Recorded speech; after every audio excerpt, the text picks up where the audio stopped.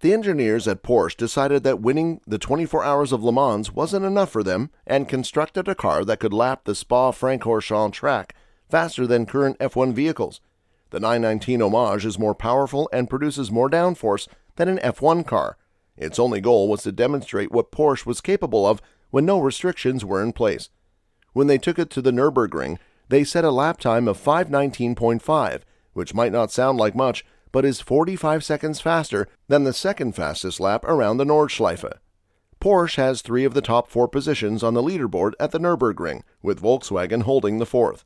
The 919 Tributes have since lost their position as the lap record holder at Spa, but incredibly, Porsche is still within a tenth of a second of the overall record, despite having a roof and a car that weighs 200 kilograms more. The Porsche 911 GT2 RS MR comes next.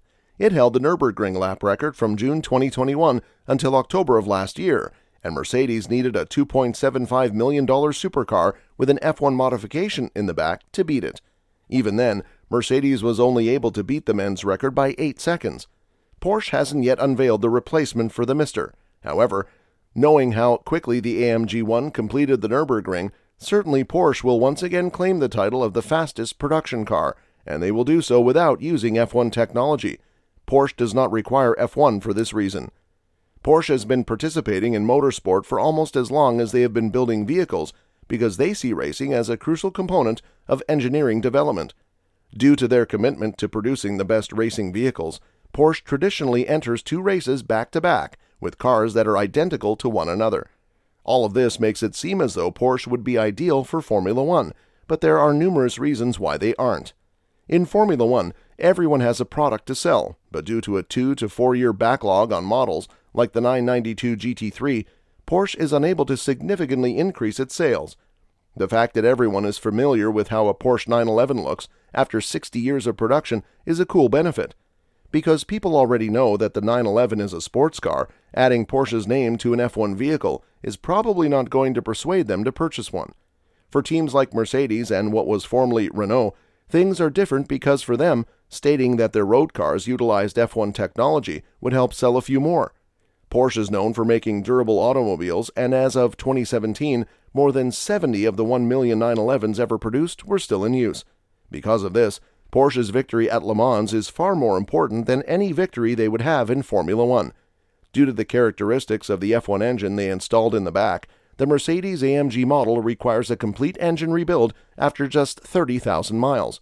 Porsches, however, frequently travel more than 150,000 miles without experiencing any problems. Such vehicles demonstrate why Le Mans is more important to Porsche than Formula One ever will be. Porsche needs to demonstrate how effectively they build automobiles by running a car non-stop for 24 hours. Porsche's engine-building abilities are unlikely to be demonstrated in F1 racing, as engines rarely last longer than 1,500 kilometers. Speaking about engines, no other company's name is as closely associated with a particular type of engine as Porsche is with the Flat 6. A fast Google search for Flat 6 will largely turn up pictures of Porsche 911s. In fact, Porsche is so well recognized for it that there is an article titled 7 Flat 6 powered cars that aren't Porsches. As a result, any car with the Flat 6 that isn't a Porsche 911 is notable and unexpected. However, from a development standpoint, racing there doesn't make sense because Formula One's engine regulations prevent Porsche from using its Flat 6 engine in an F1 vehicle. A single item makes sense though. It has been made clear by Formula One that one of the objectives for the upcoming set of engine regulations is for them to run on sustainable fuels. Failing to do so will likely result in many fans abandoning the sport. Porsche has also stated that it is aiming to keep the combustion engine in use, even if it also produces hybrid and electric vehicles. Porsche's future rests on the Flat 6 engine, since without it, the 911 wouldn't be the 911 it is today. Porsche would be able to create technologies that would enable it to continue producing combustion-powered cars in an era when electricity is the norm by competing in Formula One using sustainable fuel. A car wouldn't be able to move without the sound of its engine. Therefore, if Porsche can create a vehicle that is both environmentally friendly and preserves its soul, it will further expand its lead in the sports car market.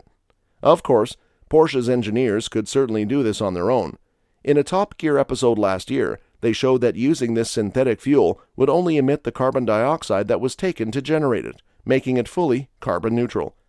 Porsche has spent $75 million on a firm that makes these fuels, demonstrating its commitment to the cause in a way that rival brands Mercedes and Ferrari may not. In that regard, Porsche is a superior candidate to race in Formula One beginning in 2026.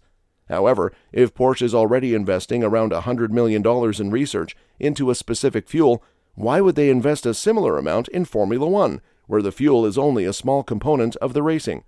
Does Porsche need F1 to support their quest for sustainable fuel? It simply appears to be a waste of money. Porsche will, of course, have no issue finding enough sponsorship to cover the cost of their entire F1 campaign, but they are still not in need of the fuel technology. Porsche laid out the requirements for them to compete in F1 last year, and one of them was that the technology they utilize had a real-world application. Now that the flat six is unlikely to be used in F1, the battery technology from the hybrid powertrain may be useful. By 2026, the electric motor's output will have increased by 3 times, to about 500 horsepower, but Porsche won't need that because they already had Formula E in their prior Le Mans race cars, which they can use in their road cars. Currently, Le Mans, or Formula E, were the birthplaces of all Porsche hybrid or fully electric powertrains. If Porsche were to produce another hype vehicle like the 918 or perhaps speed up the already insane 911 Turbo S, only then could we envision the F1-style hybrid system having any relevance to Porsche. Ferdinand Porsche built the very first hybrid vehicle in 1901, Porsche's Loner hybrid vehicle. It could reach a high speed of 37 mph, breaking the previous speed record for Austria. A few years later, he created the Mercedes-Benz SSK, a race car that was possibly the fastest in history and at a top speed of 120 miles per hour. Then came the Volkswagen Beetle, which needed to fit a family of 5 and be 5-passenger, fuel-efficient, and inexpensive.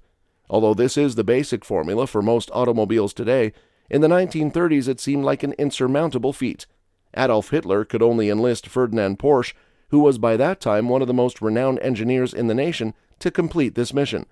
The Porsche 356 was the first vehicle to carry the Porsche name, and after winning the Le Mans 24-hour race in 1951, it was adopted as the company's flagship model. Over 76,000 of them were sold before manufacturing was halted in 1965, and the Porsche 911 took its place. Over 20,000 911s were being sold each year by the 1970s, and across many different incarnations, it has won numerous endurance races, such as Le Mans, the Paris-Dakar, and the Monte Carlo Rally. It is without a doubt the most successful sports automobile ever produced. It was so successful that Porsche began getting requests from other automakers to design their vehicles. Porsche contributed to the engineering of several vehicles, including the Mercedes 500e, Opel Zafira, Renault Clio V6, Subaru Legacy, and others. Because Porsche sells engineering rather than just automobiles, they have been asked to perform more tasks for others than any other automaker.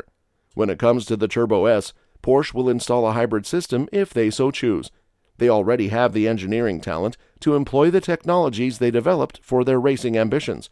They'll create one and sell it like hotcakes, if they need a justification for keeping combustion engines in their cars.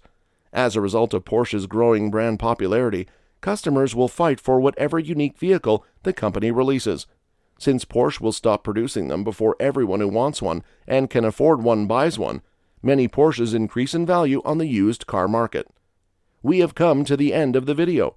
Do share your views in the comment section below. Make sure to like and share the video and consider subscribing to the channel. Also, enable the notification buttons so that you don't miss any videos in the future. Until next time, goodbye.